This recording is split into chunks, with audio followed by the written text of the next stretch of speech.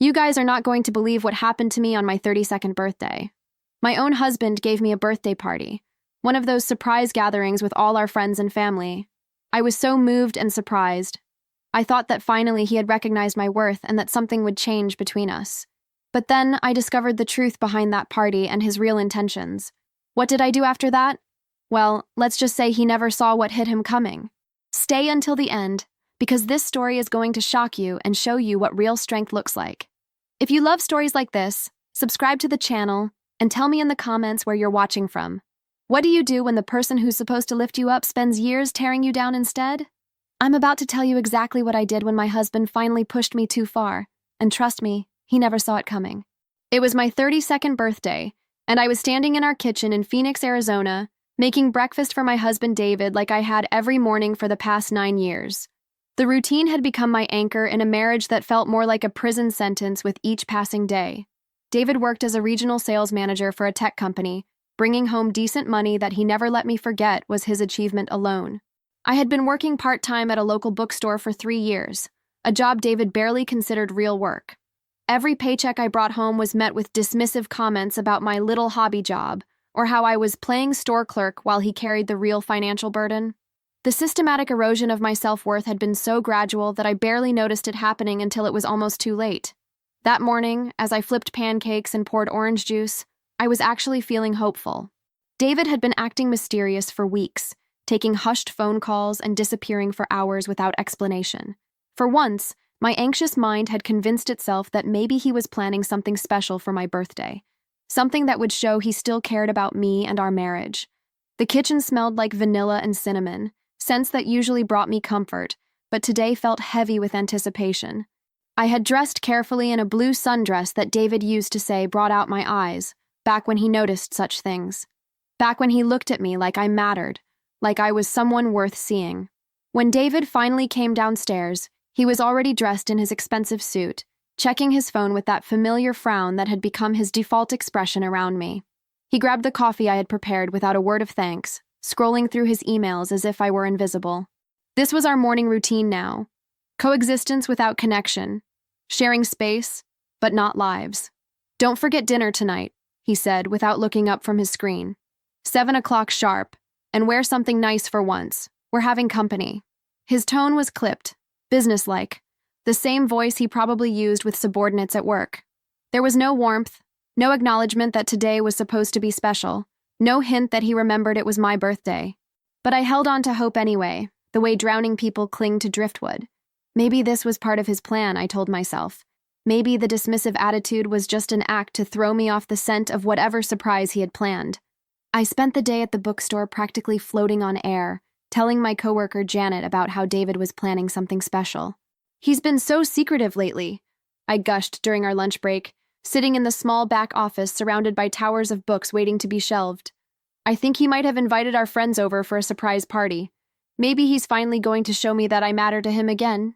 Janet, who had watched my marriage crumble from the front row for years, gave me a look that was equal parts pity and concern.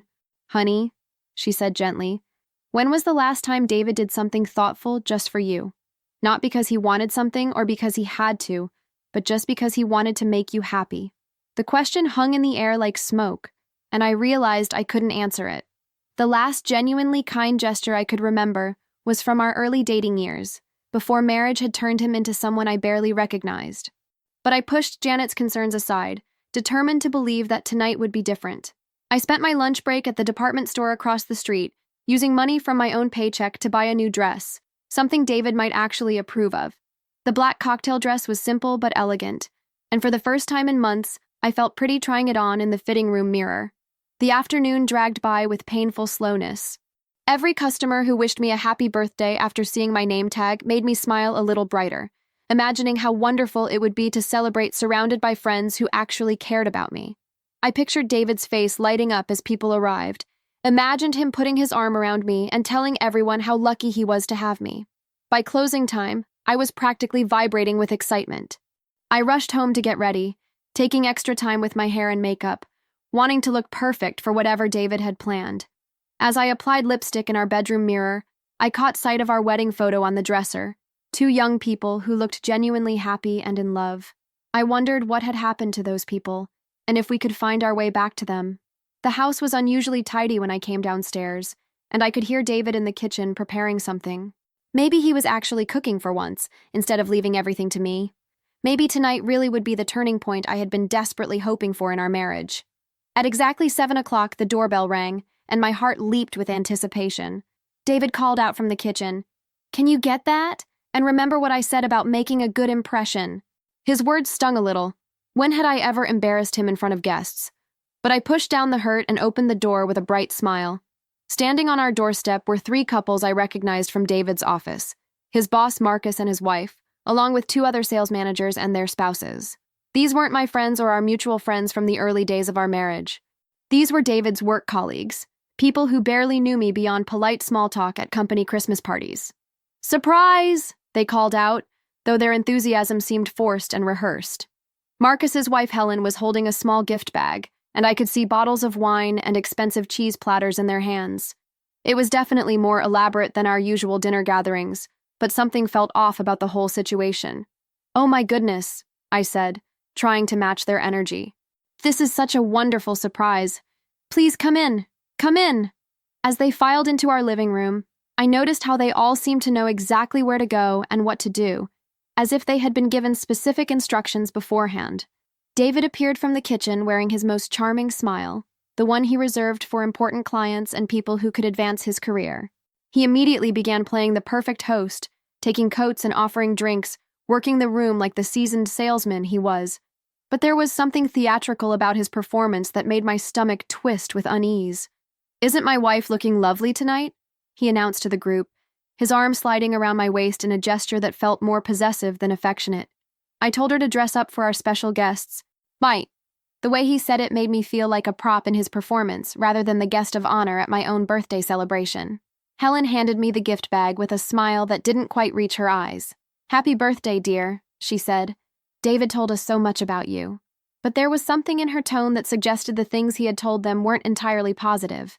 I could feel their eyes on me, evaluating, judging, measuring me against some standard I wasn't aware of. The gift was a generic spa set, bath salts and lotion in packaging that screamed last-minute purchase from the drugstore. It was the kind of gift you buy when you don't know someone well enough to choose something personal, or when you don't particularly care what they might actually want. Dinner was an elaborate affair that David had clearly spent considerable time and money planning. The dining room table was set with our wedding china, candles flickered in crystal holders, and the meal itself was catered from an expensive restaurant downtown. Everything looked perfect on the surface, like a magazine spread about successful entertaining. But as the evening progressed, I began to feel more like an outsider at my own birthday party. The conversation flowed around me rather than including me, focusing on office politics, sales figures, and people I had never met. When I tried to contribute to the discussion, David would either talk over me or redirect the conversation away from whatever I had said. "My wife doesn't really understand the complexities of corporate sales," he said with a condescending chuckle when I attempted to share an opinion about customer service. "She works in retail, so it's a completely different world." The dismissal was delivered with such casual cruelty that it took my breath away, and I could see the other guests exchanging uncomfortable glances. Marcus raised his wine glass in what I assumed would be a birthday toast, but his words caught me completely off guard. "To David," he said, "for his outstanding performance this quarter and his upcoming promotion to regional director. We're lucky to have someone with his dedication and focus on the team." The table erupted in congratulations, and suddenly I understood what was really happening. This wasn't my birthday party at all. It was David's promotion celebration disguised as my birthday. He had used my special day as an excuse to host the kind of networking dinner that would impress his boss and colleagues, turning what should have been about me into yet another opportunity to advance his career. I sat there in stunned silence as David basked in the praise and congratulations, accepting handshakes and backslaps like he had just won an award. The promotion he had apparently known about for weeks, maybe months, but hadn't bothered to share with his own wife. I was learning about this major development in our lives at the same time as his coworkers. "Speech, speech," someone called out, and David stood up, raising his own glass with practiced confidence. This was clearly a moment he had been anticipating and preparing for, another performance in his carefully orchestrated evening. "Thank you all for being here tonight," he began, his voice carrying the smooth authority that had made him successful in sales. "This promotion means everything to me, and I couldn't have achieved it without the support of my incredible team. David's speech continued, and with each word, the knife in my back twisted deeper. This new position will require even more dedication and travel than before, but I'm ready for the challenge. I've worked too hard to let anything hold me back now. The emphasis on anything felt deliberate, and his eyes found mine across the table with a look that made my blood run cold. In fact, he continued, his smile taking on a sharp edge, I've been doing some serious thinking about what I need in this next phase of my life. Success at this level requires focus, and frankly, some relationships just become dead weight. The words hit me like a physical blow, and I could feel the blood draining from my face. The guests shifted uncomfortably in their seats, sensing the undercurrent of tension, but not quite understanding what they were witnessing. Helen's hand flew to her throat, and Marcus cleared his throat awkwardly, but David wasn't finished with his public humiliation of me. "My wife here," he said, gesturing toward me with his wine glass in a mockery of affection. "Bless her heart, she tries so hard with her little bookstore job and her small-town dreams. But sometimes you outgrow people, you know. Sometimes you realize you're destined for bigger things than someone else can understand or appreciate. I wanted to disappear, to sink through the floor and escape this nightmare. My own husband was systematically destroying me in front of his colleagues, using my birthday as the stage for his cruelty. The room was so quiet I could hear the candles flickering, and I realized that everyone was staring at me, waiting to see how I would react to this public assassination of my character. The truth is," David said, leaning back in his chair with that smirk I had grown to hate, "I've been carrying this marriage for years, financially, socially, emotionally, and frankly, I'm tired of it. I'm tired of pretending that someone who stocks books for minimum wage is an equal partner to someone climbing the corporate ladder." Marcus started to say something, probably trying to defuse the situation, but David held up his hand. "No, it's fine. Everyone here knows the truth anyway. Look at her," he said, pointing at me like I was an exhibit in a museum. "What has she ever accomplished? What has she ever contributed beyond keeping house and spending my money?" That's when he delivered the line that would change everything between us forever. "The reality is, sweetheart," he said, his voice dripping with fake concern, "you're nothing without me. Nothing. You have no real skills, no ambition, no future without my success propping you up." The silence that followed was deafening. I could feel 8 pairs of eyes on me, waiting to see if I would crumble under the weight of his words or fight back against this calculated cruelty.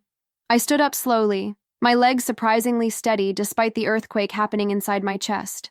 Every person at that table was watching me, probably expecting tears or pleading or some other display of the weakness David had just accused me of having. But something had shifted inside me during his speech, something fundamental and irreversible. "Okay," I said, my voice quiet but clear. "Watch me."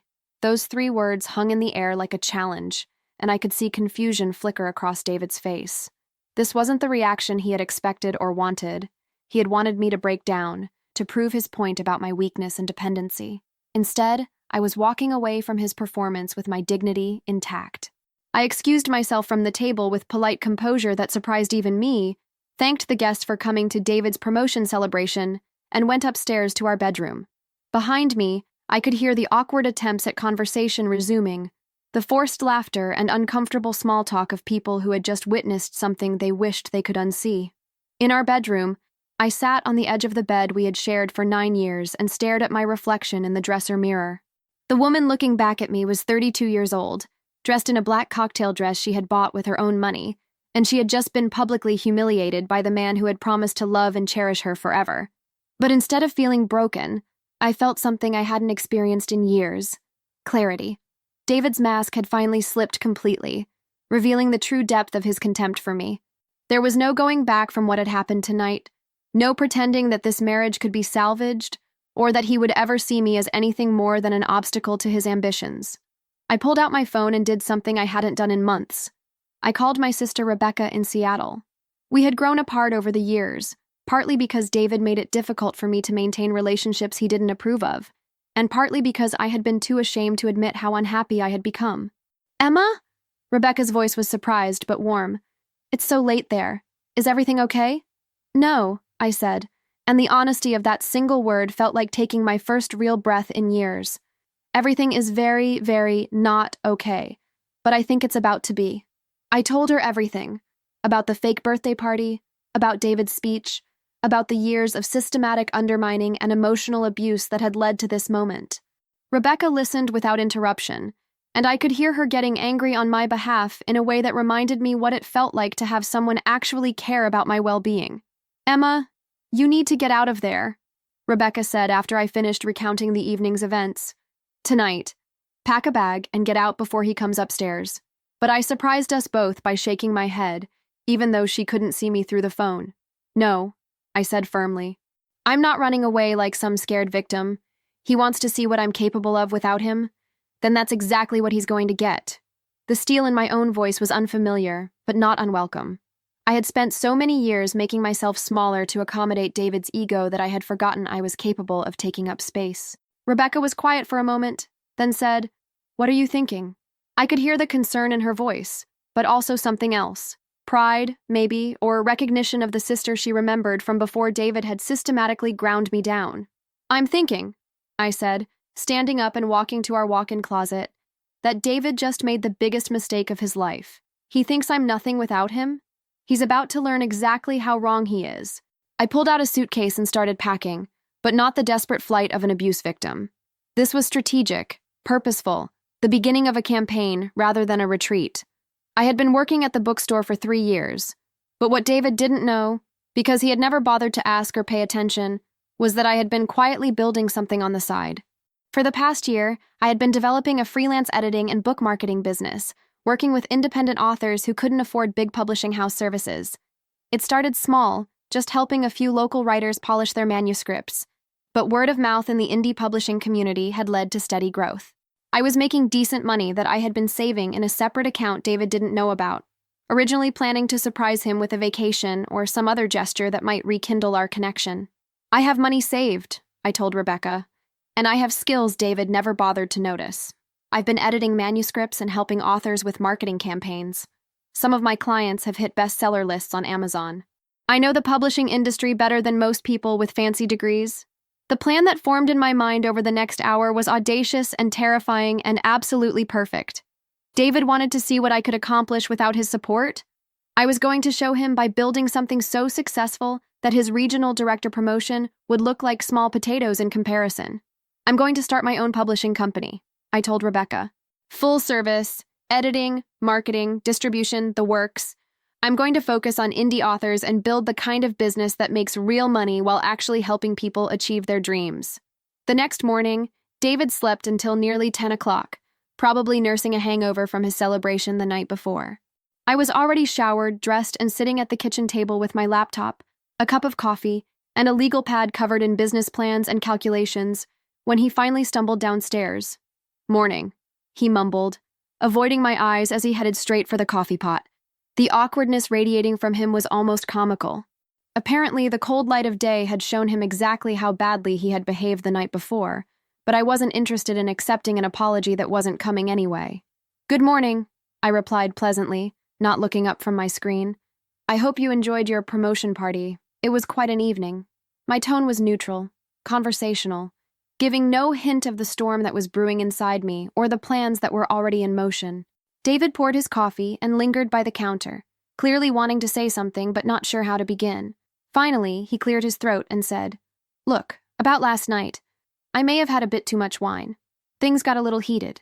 I looked up at him then, really looked at him, and saw a weak man trying to minimize the damage he had done without actually taking responsibility for it. "A little heated?" I repeated. "Is that what you call publicly humiliating your wife at her own birthday party?" "It wasn't supposed to be like that," he said, running his hand through his hair. I'm under a lot of pressure with this new position. I didn't mean for it to come out so harsh." But there was no real apology in his words, no acknowledgement of the cruelty he had displayed or the pain he had caused. "The thing is, David," I said, closing my laptop and giving him my full attention, "I don't think it was the wine talking. I think it was the truth finally coming out. And you know what? I'm grateful for that clarity." I stood up, gathering my materials. "It makes what I have to do next so much easier." "What do you have to do next?" he asked, and I could hear the first note of genuine concern creeping into his voice. This wasn't going the way he had expected.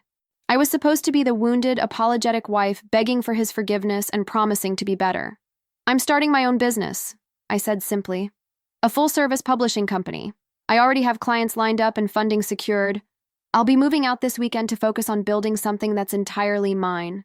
The words felt powerful coming out of my mouth, like I was casting a spell that would transform my entire reality. David's face went through a series of expressions: confusion, disbelief, and finally, something that looked almost like panic. You can't be serious. You don't know anything about running a real business. You work in a bookstore, for crying out loud. I smiled at him then, the same smile I had seen him use with difficult clients. Watch me. Within 2 weeks, I had found a small office space in downtown Phoenix, signed the lease with my savings, and officially incorporated Sage Publishing Solutions. The name felt right, Sage for wisdom, and solutions because that's what I was offering to authors who had been ignored or dismissed by traditional publishing houses.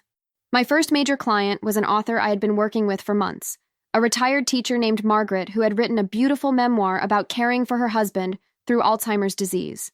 The major publishers had rejected her manuscript, claiming there was no market for depressing old people stories. But I knew they were wrong. I spent 3 weeks polishing Margaret's manuscript, another week designing a cover that would appeal to her target demographic, and then launched a marketing campaign that utilized every social media platform and book promotion site I could find. Within a month of publication, Remember When You Knew My Name was climbing the Amazon bestseller charts in multiple categories. Margaret cried when she called to tell me the news. Emma, you've given me something I thought was impossible. My story is helping other families going through this, and it's all because you believed in me when no one else would. That phone call was worth more to me than every promotion David had ever received. Word spread quickly in the indie publishing community. Authors started reaching out through my website, through referrals, through social media. Each success story led to 3 more clients, and within 6 months, I was making more money than I had ever dreamed possible at the bookstore. But success in business was only part of what I was building. I was also rebuilding myself, the woman I had been before David convinced me I was worthless. I joined a networking group for female entrepreneurs, started taking boxing classes at a gym near my new office, and slowly began to remember what it felt like to be proud of myself. David, meanwhile, was struggling with his new position. The promotion he had been so excited about came with impossible sales targets and a boss who made his life miserable. He started calling me at odd hours, sometimes drunk, complaining about work stress and hinting that maybe we should try counseling or work things out. I miss having someone to come home to, he said during one late-night call. The house feels empty without you. But there was still no real apology, no acknowledgement of what he had done or why I had left. He missed having a wife in the same way he might miss having a housekeeper, someone to make his life more comfortable. I'm sure you'll find someone who appreciates what you have to offer, I told him politely. But that someone isn't me, not anymore. By the end of my first year in business, Sage Publishing Solutions had helped 23 authors achieve bestseller status on Amazon, and my client roster was booked solid for months in advance. I had hired 2 part-time editors and a virtual assistant to help manage the workload, and I was already looking at expanding into audiobook production and international distribution. The financial success was satisfying, but what really fulfilled me was the impact I was having on people's lives. I wasn't just editing books. I was helping authors share their stories, build their platforms, and create sustainable careers doing what they loved. Every success story felt like a victory against everyone who had ever told me I wasn't capable of anything significant. One of my clients, a former nurse named Patricia, who had written a medical thriller, sent me a picture of herself signing books at a major bookstore chain. 6 months ago, I was ready to give up on my dream, she wrote. Traditional publishers told me my book would never work because I didn't have a platform. Thank you for proving them wrong. I framed that photo and hung it in my office, right next to the business license that bore my name as CEO and founder. Some days, when imposter syndrome tried to creep in, I would look at that wall of achievements and remember exactly how far I had come from that humiliating birthday dinner.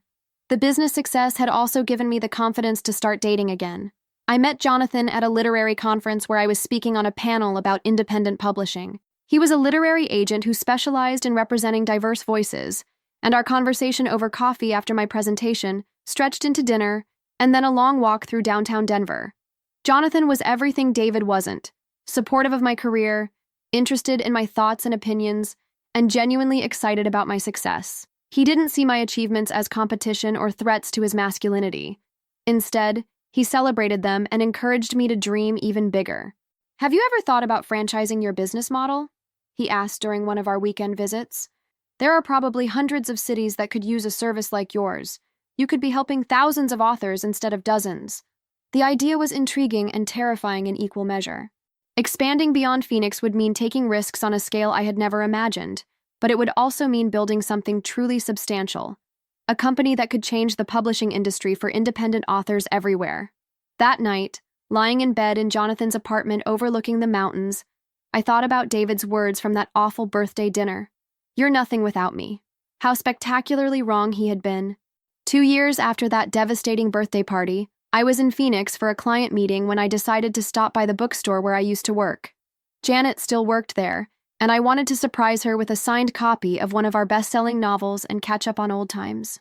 I was browsing the business section, admiring how many of my clients' books were now carried in major bookstores, when I heard a familiar voice behind me. "Emma, is that really you?" I turned around to find David standing there, looking older and more tired than I remembered. His expensive suit couldn't hide the stress lines around his eyes, or the way his shoulders seemed to carry the weight of disappointment.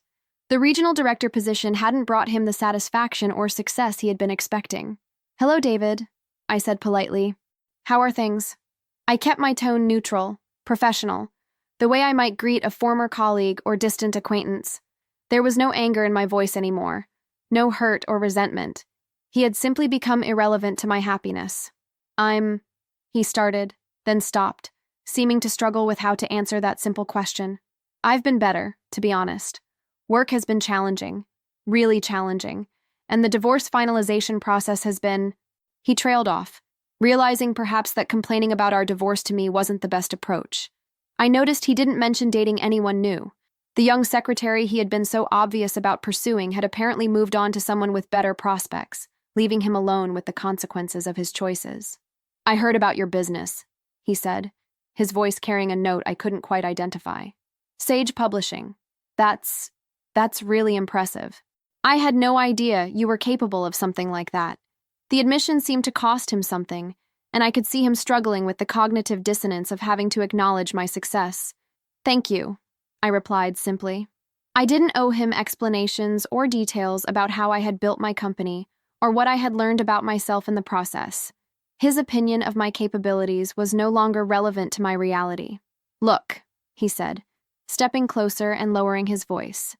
"I've been thinking a lot about us, about what happened. I know I made mistakes, big mistakes, but seeing what you've accomplished, maybe we could try again, start over? I could support your business now that I understand what you're building." The irony was almost laughable.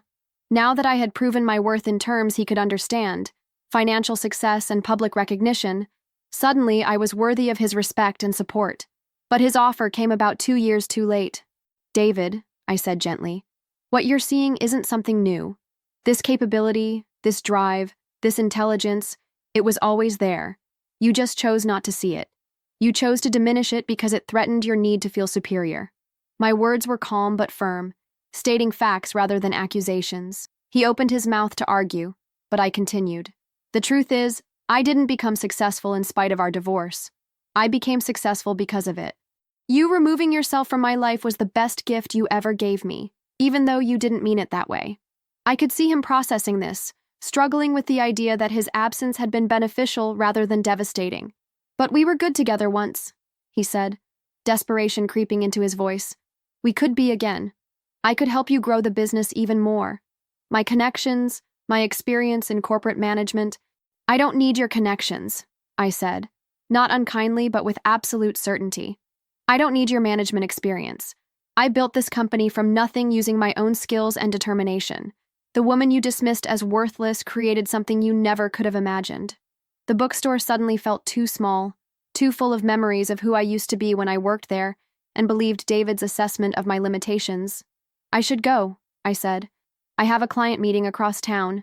"Emma, please," David said, reaching out as if to touch my arm, then thinking better of it. "Can we at least have coffee sometime? Just to talk? I miss you. I miss us."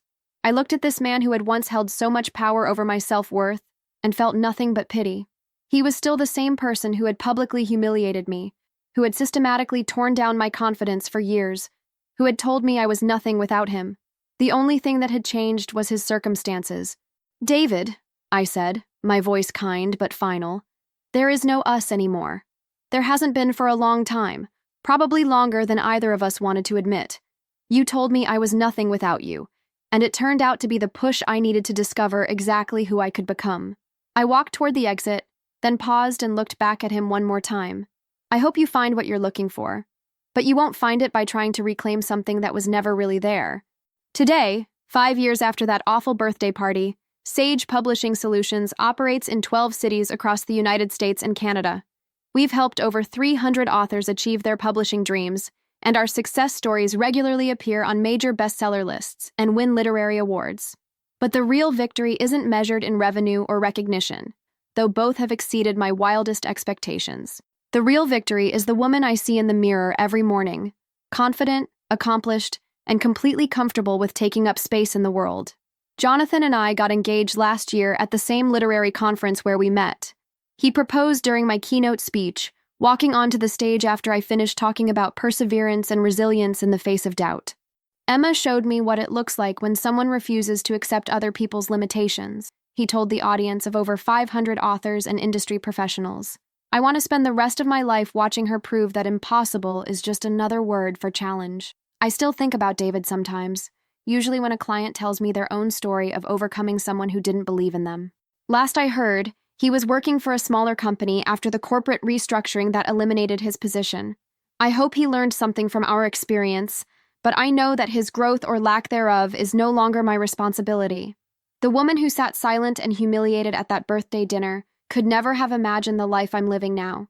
She was trapped by someone else's definition of her worth, convinced that her value was tied to another person's approval and support. Breaking free from that prison was the hardest and most necessary thing I ever did.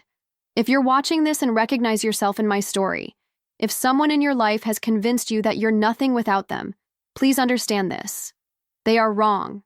Your worth isn't determined by anyone else's ability to see it. Your potential isn't limited by someone else's imagination. Your future isn't constrained by someone else's fear of your success.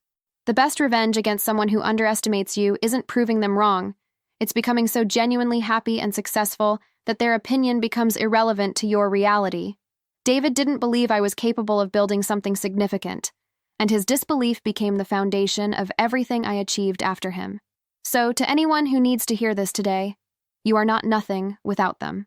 You are everything waiting to be discovered, everything ready to be unleashed, everything they were too blind or too threatened to appreciate. Watch yourself become exactly who you were always meant to be. If this story inspired you, please hit that subscribe button and share it with someone who might need this reminder. We're all capable of so much more than the people who doubt us could ever imagine. The only question is, are you ready to watch yourself prove them wrong? Your story isn't over. This might just be the beginning of your most incredible chapter yet. And remember, the person who told you that you were nothing without them just gave you the perfect opportunity to show them exactly how wrong they were. Thank you for watching, and I'll see you in the next story.